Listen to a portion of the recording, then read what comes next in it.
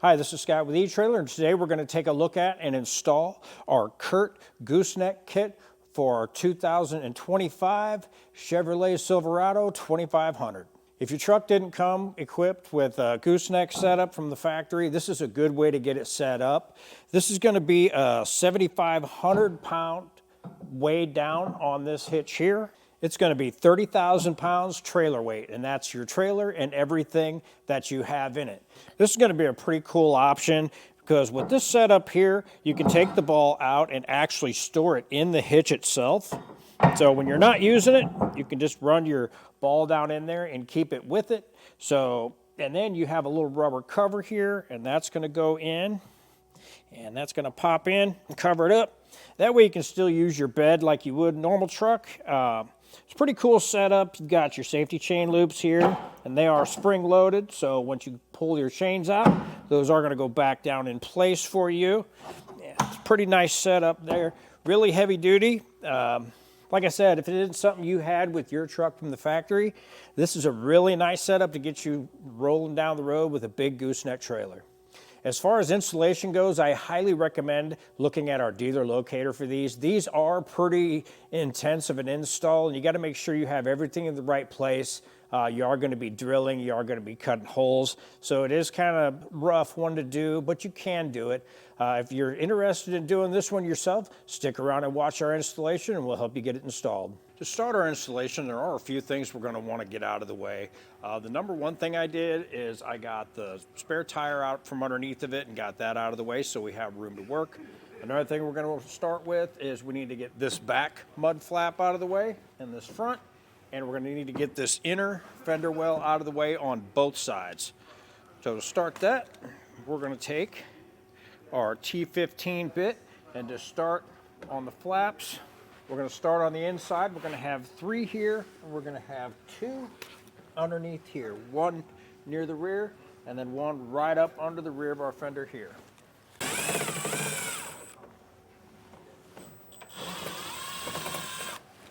Now with those out, it'll just pop out of the way for us.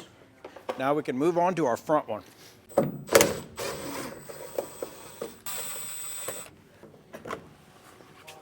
Now that we had those out of the way, we're going to stick with the same bit, and underneath of here you're going to have a few locations where you're going to have the T15s. You're going to have 1 here in the rear, 1 here, 3 along the back, and you're going to have 2 more up here. And you're going to have a 10 millimeter plastic nut, a 10 millimeter plastic nut here, and then you're going to have it's just almost like a screw-in disc. You just unscrew that with your fingers. I'll do that now. And basically it's going to be the same procedure on both sides.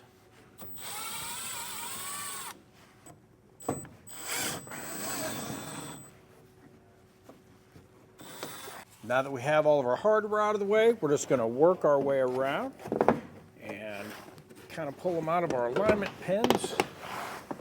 That's going to allow us to pull it up. These can be in there kind of tight. Just work your way around. Push it back out of the inner lip.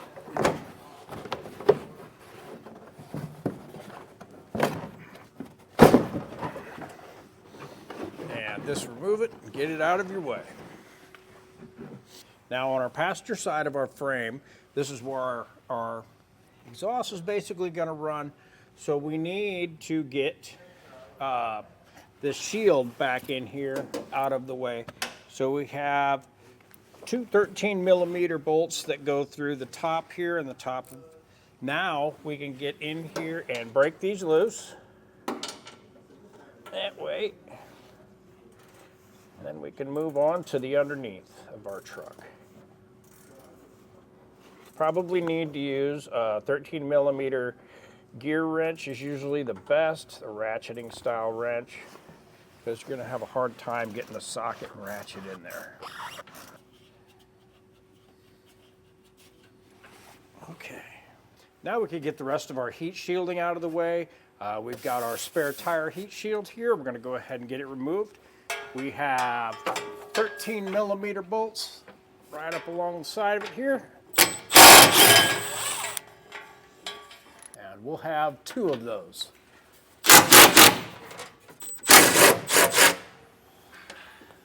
Now we have a 13 millimeter that's here in the back. This one's pretty easy to get to and you won't have any problem.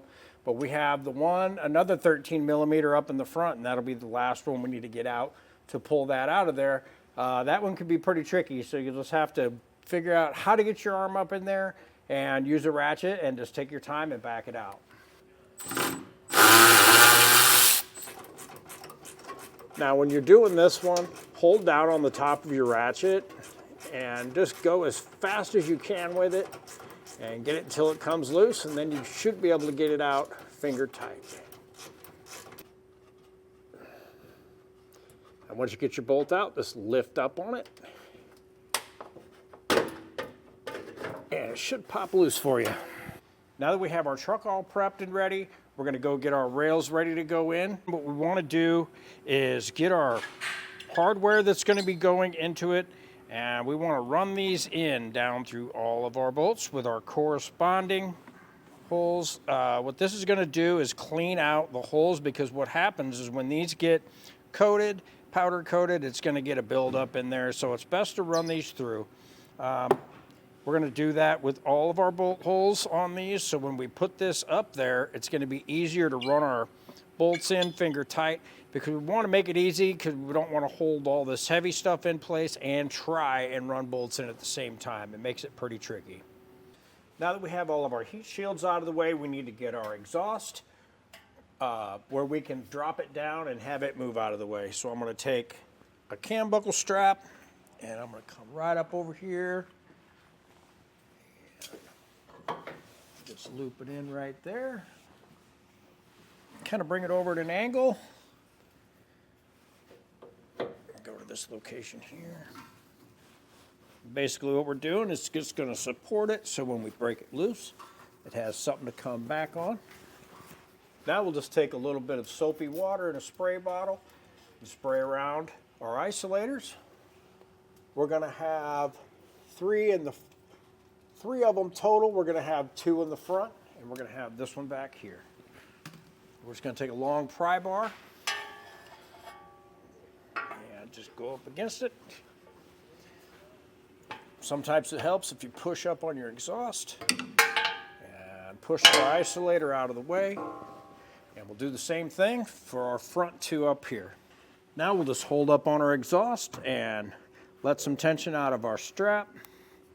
Just let our exhaust drop down a little bit.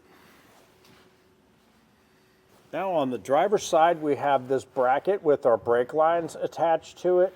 What we're gonna do is just you can use a ratchet with a 13 millimeter and extension, and we're just gonna back these 2 bolts out. So we're gonna have room when we run in here with our U-bolts.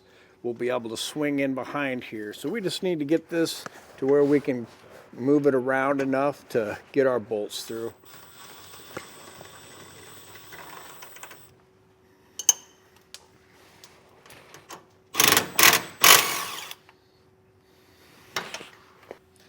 Now, the long square bars that we ran our bolts through to clean the threads out, those have to go all the way across and meet up with the frame on the other side. Now, usually what you can do is you can push them across like this and then roll your bar up and get it to flip. But as you can see, it comes up and stops right there, so there's no way we can rotate that up. Now, there's 2 ways you can go about this. One way, you can go around underneath the bed and undo all of your bed bolts and then end up lifting the bed up a little bit. That usually takes quite a bit of time to do that, and lining everything else back up can be a little rough. So there's another option you can do that'll save you a whole lot of time. All you have to do is go through this non-structural pinch weld right here, and all you have to do is cut a notch across here and over. Just cut a square right here, big enough for your bar here to slide in upright. And once you get that all the way across upright, all you do is you slide your bar over while it's upright into the location there, and then you can put your other one through and put your front one up this way. So I think the way we're going to do this today is just put a little notch right here, and we're going to put them in that way. Another thing to note is once you put the fender well liners back in, you're never going to see that. That's not something you'll see at all. And then after we get that cut out, we'll also spray that with some clear coat to keep it from rusting and corrosion free.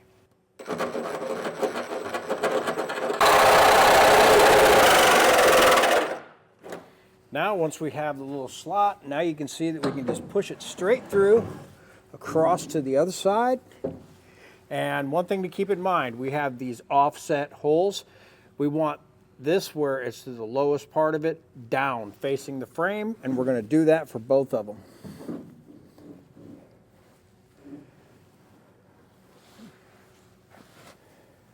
Once we get that one in, we can just get it pushed over, and we'll get our other one in place. Same thing, the hole down towards the frame.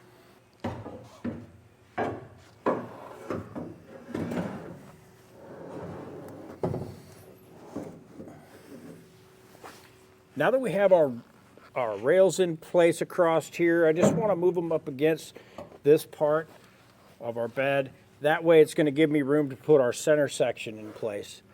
Now for our center section here, what we have is this is where our rails are going to bolt onto on each side. Now this one, you want, here's your center hole, and this is where your hitch is going to go in. You see how it's offset this way? You want this to be facing towards the back. So you're going to have this section of it where it lips, where it has like an L section in it. You want to make sure that is facing the rear of the truck. As you can see here, I went ahead and marked it rear, and then I marked it front here just to keep myself in order too. Because when you get under there with this piece can be a little bit tricky to get under there, and it's a little bit heavy. So you want to make sure you're going in with it the right way the first time. That way you're not getting it up in there and realizing, oh man, I just got it in the wrong way, and you got to take it all back out. So make sure and just double check with your instructions on everything when you're doing this stuff. That way you do it right the first time, and you don't have to go back through and try and redo it again. One important trick here is this is what they call the center locator. What this does is this is going to create our pilot hole. So when we get this bolted in place and everything's all where it's supposed to be, this is where we're going to run a drill bit through, and this is going to be the start of where our hole is going to go in our bed. So what I like to do is take clear packing tape, or you could use any kind of tape you want, but you want to make sure and stick this down so it stays in place. Because when this goes in, you're not going to see this anymore, so you want to keep it right where it's at. It is going to center itself, so just get it taped down. The next time you see this is when, after we run a pilot hole through, and then we start drilling down through the bed with a hole saw. So you want to make sure that this stays in place. For now, we're just going to get it up in there, kind of get it where it needs to go.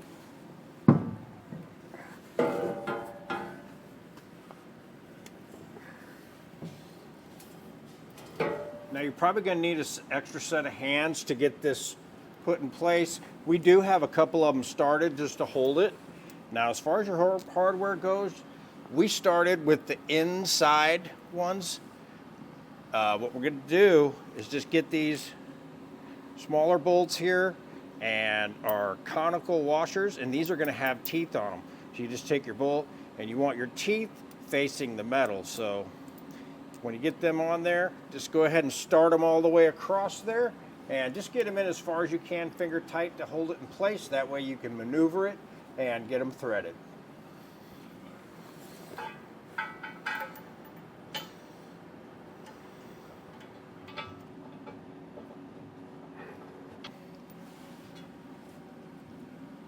Now we're going to get these U-shaped plates installed. These are going to go right next to the plate that we just put in, and we're going to use the shorter coarse thread bolts with the smaller washers, and we're going to use 2 of those sets, and we're just going to get them put in finger tight for now.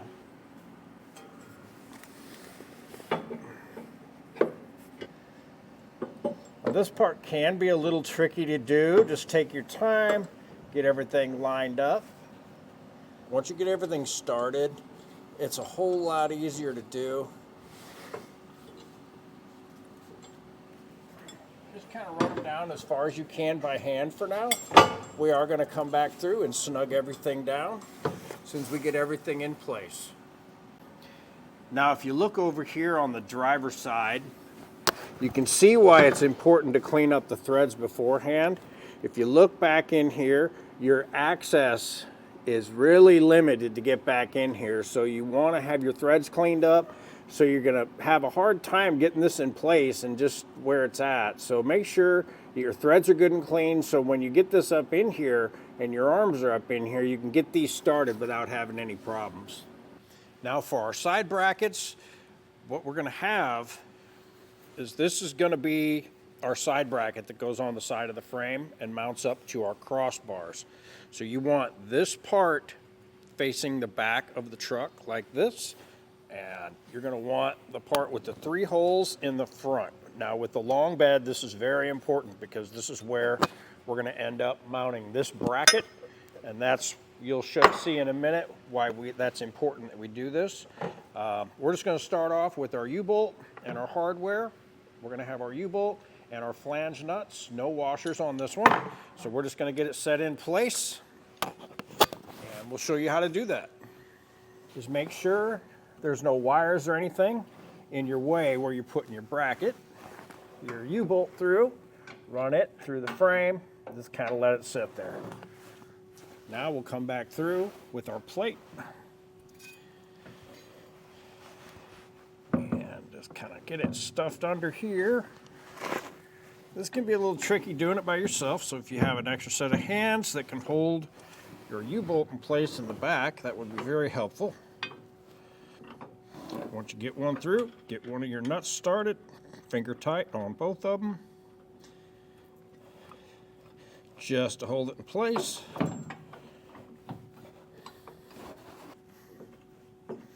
And at this point, I still like to leave everything loose, but just kind of tighten down so nothing's falling off on you, because this is going to allow you to line things up to where you can move your bars off to the side and slide things around.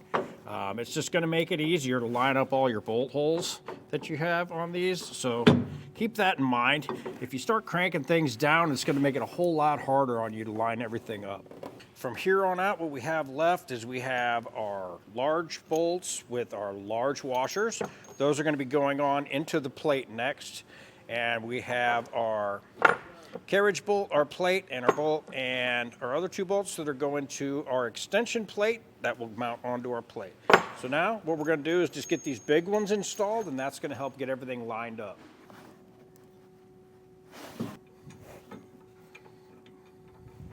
Just holding your plate in place to line everything up, and just keep spinning your bolt and you'll get it to start.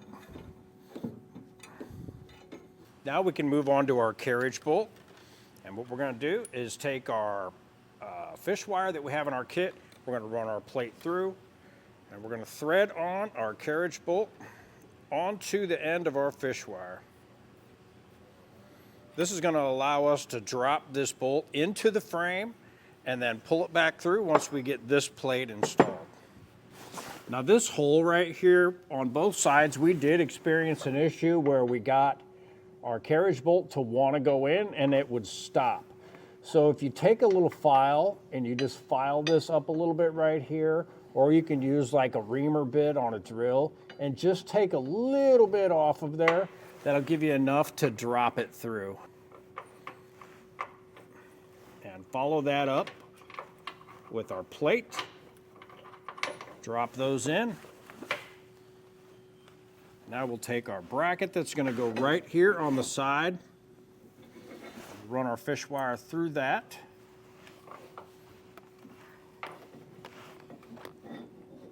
Now let's get it kind of in place.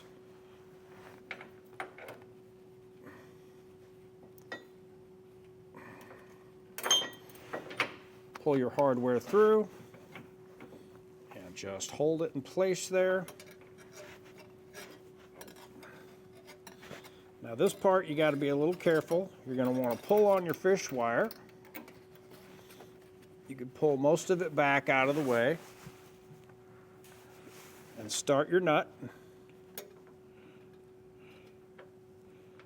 holding on to the fish wire that you pulled back. That way it's not dropping back into the frame on you. See how I still have it? Now we got it that far.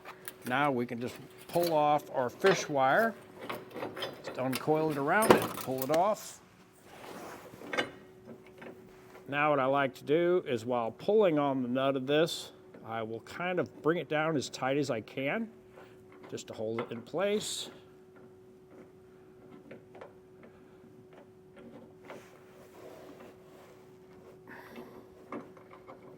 That's going to keep the carriage bolt in place in its slot.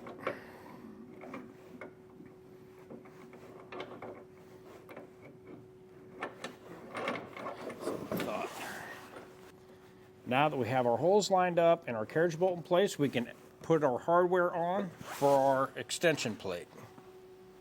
Now for our hardware is the same as we have for our center plate, but it's going to be our smaller washer, our shorter coarse thread bolts, and we're going to have 2 of those, and we're also going to have a flange nut. So what we're going to do, run our bolts through and just bring them down finger tight. Now we're going to go through and start snugging down some of our hardware, and I'm going to start with the loop shaped ones that are right beside our plate. I'm going to do them on both sides, and then we're going to move to the outside to our outer plates.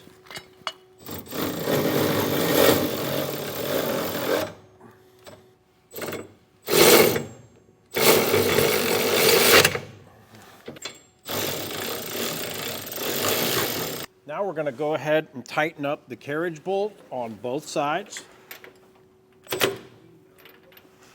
And then we're going to come back through and do our U-bolts on both sides. We're just going to alternate back and forth so we draw it down evenly. Now we'll snug down the bolts for our bracket that our carriage bolt goes through.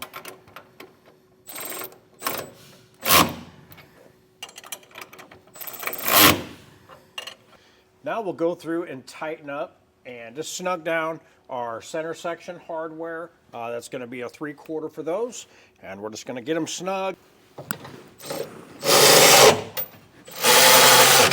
Now with everything snug down, these 2 here are going to be a little tricky, especially these back ones. Probably because it gets a little sprung and just getting everything to fit. So just take your time. Just make sure you get them ran all the way down. So I'm just going to bump it with an impact real quick. Once we get everything snugged down in sequence, we're going to come back through and we'll torque everything down to the specified torque settings. One thing you want to make sure is that when you're torquing these down, you want to go back and forth and do it evenly, because on the back of your frame here, you want to make sure that your U-bolt clamp is sitting flush against the back of the frame. You don't want it to bow out or slide out, so you just want to go even force back and forth and just keep it nice, steady pressure. Now that we have all of our hardware torqued down, we're going to go ahead and get our hole drilled in through the bed of our truck where our hole is going to go. It's going to essentially be our pilot hole. So this hole is going to be a 3/16, and we're just going to go through our guide that we put in, our orange guide, and that's where we're going to be putting our holes. So I'll just go ahead and get that drilled now.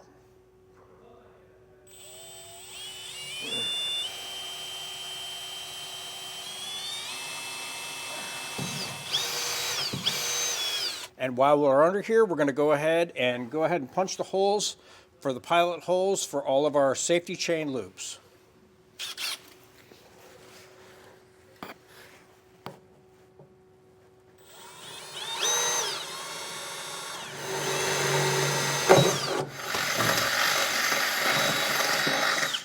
Once we have our holes punched out for our 5/8 to where our loops go. It's cleared out enough for the threads to go through, but for the shank of it to go through, we need to pull a little bit out, just a little bit. The undercoating or the bed liner in here is probably fighting with us a little bit too. So what we're going to do is we're going to take a burr bit and we're just going to go around the inside till we get it to slide in nice and smooth. Now we can drill a hole from the top of the truck using a 4-inch hole saw, using our pilot hole to center it.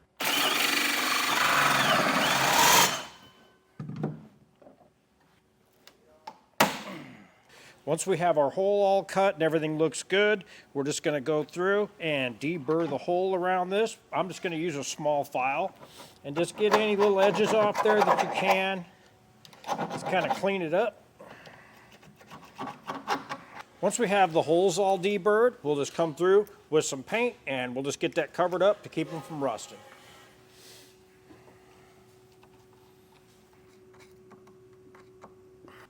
Now, in your kit, you're going to have this little rubber piece that goes around here.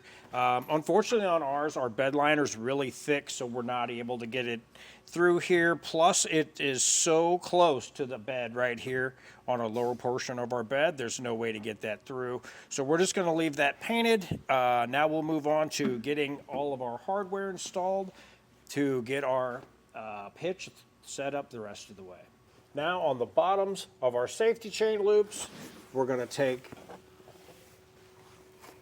a washer and go on there with it. We're going to take our spring, run that up, and then another washer, and just go ahead and get a nut started on that. And we're going to follow that procedure through all of them under here. Once we have those all set up with our springs and washers, what we're going to do is, if you can see here, this is a nylock nut. So we're just going to run these down to where the bolt end of it is flush with the end of the nut. That'll be enough to lock it down and have it in place.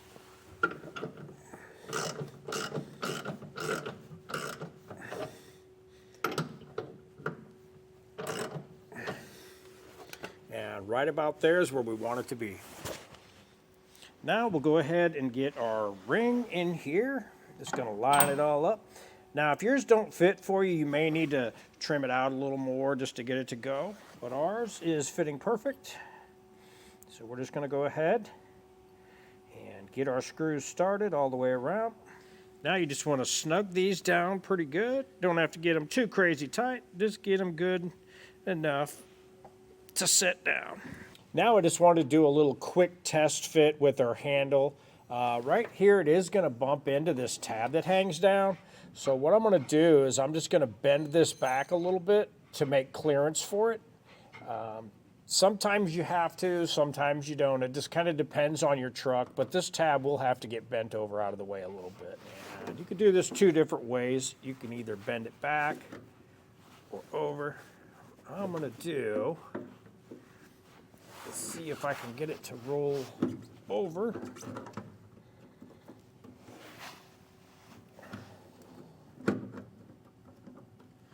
What I was able to do with our tab is to get it out of the way, I just pulled it towards me and then rolled it back, and then I just grabbed onto it, got it bent back so far, then I was able to grab onto it with pliers and just smash it back against our lip here. One thing that's nice is we will have our under panel here, so you won't see that at all.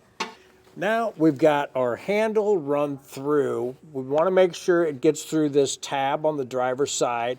And what I did here, it would be kind of hard to show you on camera, but I got a washer on one end. Then I ran my spring onto the rod here, and I run the lock part in with the hole on top where this little bolt and nut's going to go through. And there's a washer in between here. So what you have to do is when you're pushing the bar through, you can do that right here. Line up your washer on the end of your spring and kind of line up the washer to the hole that your handle's going to go through. Now what I'm going to do is I'm going to run the little bolt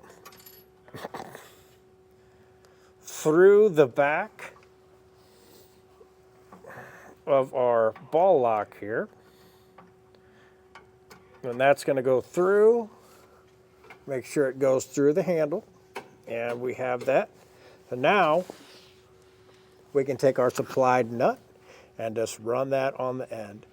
Now, I kind of recommend doing it this way with the bolt end of it coming from the back, because you're going to have to get a wrench on the back side of it and then a deep well socket on the front here. So if you run your bolt through, all you have to get on back here is like a box end wrench, and then you'll be able to get a deep well socket on this to run this down. Now that we have everything installed, we have our handle installed, and what we do is we pull the handle out and turn it towards the front, and that'll lock it into place. Now we can drop our ball in, and it is grooved, so it will drop right in place for you where it's supposed to go. You can have it that way, and then when you go over and you turn your handle back and unlock it, it'll pop right into place with the 2 pins. So then we could do that, or you can flip it around, grab it by the handle, and you can drop it back into place, and it's below the bed line, and you won't even see it. Then you can just lock your handle, and it locks it in place like that. With the ball in place, you can go back in reverse order and get everything put back on that you took off. That'll do it for our installation of our CURT Gooseneck Kit for our 2025 Chevrolet Silverado 2500.